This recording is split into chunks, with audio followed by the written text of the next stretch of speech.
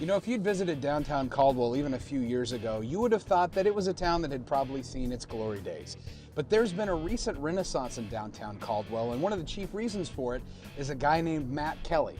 Now, Matt and his wife own the Birdstop Coffee Shop in downtown Caldwell, and we're headed to hang out with Matt for a little while and talk with him about what his plans are, as well as some of the other exciting plans going on right now in Caldwell for its rebirth coming in the near future.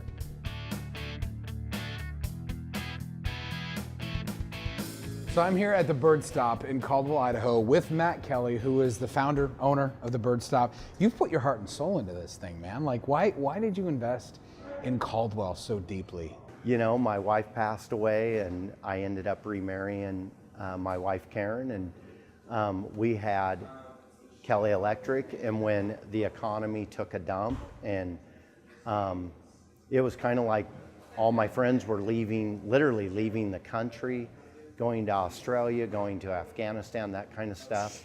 And we felt like our kids had been through enough change in their life. Yeah, Australia seemed a little far away. Yeah, you know. And we decided we were gonna kind of rebirth or whatever the Birdstop, and we had no idea it was gonna do what it did. Which is what?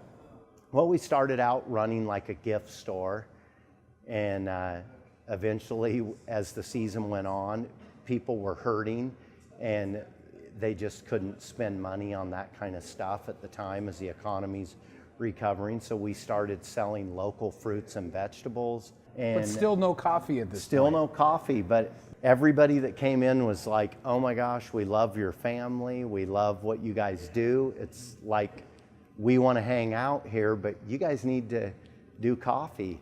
And so Karen and I started looking downtown, and the more we kind of prayed about it, we felt like we were supposed to come downtown. And you know, downtown had almost nothing going on at the time. This was 4 or 5 years ago. Yeah, it wasn't that long ago. And you know, I think the family had an intervention. You know, they're like, serious? Is this what you guys think you should do? Yeah. We're like, no, we really feel like, yeah, we want to make a difference. And we had walked downtown. We really felt like downtown had the bones here to be an amazing place. And then you wind up being in this facility, which is, by the way, used to be what, an old bank, right? I mean, because you've got some really cool vaults Idaho in here. First National. It was built like around 1906 or so. We had already fallen in love with this building, but felt like it was way out of our scope, our reach. Long story short, we ended up getting into this building partly because we were willing to just step out on a limb and do it. And also we just kind of put everything we had to make the deal happen. And we did a GoFundMe, and it's nuts how people got behind us, and we raised, I don't even remember now, $20-some thousand like towards the remodel for this building. One thing I know about you is that family is very important to you. What role has your family played in this place? Well, you know, a lot of our lives completely changed, Karen and I both, and our kids, no doubt our kids. When you lose a spouse, you lose, you know, at a young age, lose a mom, lose a dad. You kind of learn about what's important, and it's people, not stuff. But we really learned that lesson. And, you know, even the Birdstop, the whole idea behind it, after losing a spouse and Karen losing a husband, we pretty much decided we wanted our lives to make a difference. We only get so much time, right? And we wanted that to impact a community, not just our family, but our family along with it, in mentoring. And our kids love video games like everyone else, but our kids know how to work. They are as big a part of this as we are.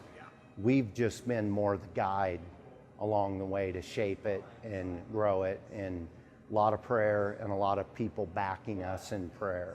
Recently, your son was diagnosed with a brain tumor, and this community came around you and your son I mean, I'm curious how that felt. I mean, because they raised tens of thousands of dollars, I believe, to help with his medical costs and things like that. How did that feel for you guys? So when we got sideswiped with this thing of our son having a brain tumor and having to have this major surgery, we shut down for close to 2 months, and we had to make that decision that it was about, you know, him and not about money, and we shut it down. And the crazy thing is, the community stepped in.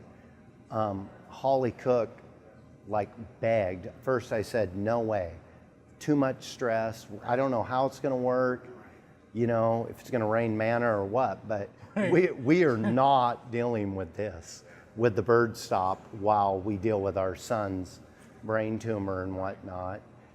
And you know, you could just sense a spirit about it. Was not just about the brain tumor, it was not just about us, it was about a community learning to come together as a community, right? If you pulled us out and put someone else in, it was important that this thing went on.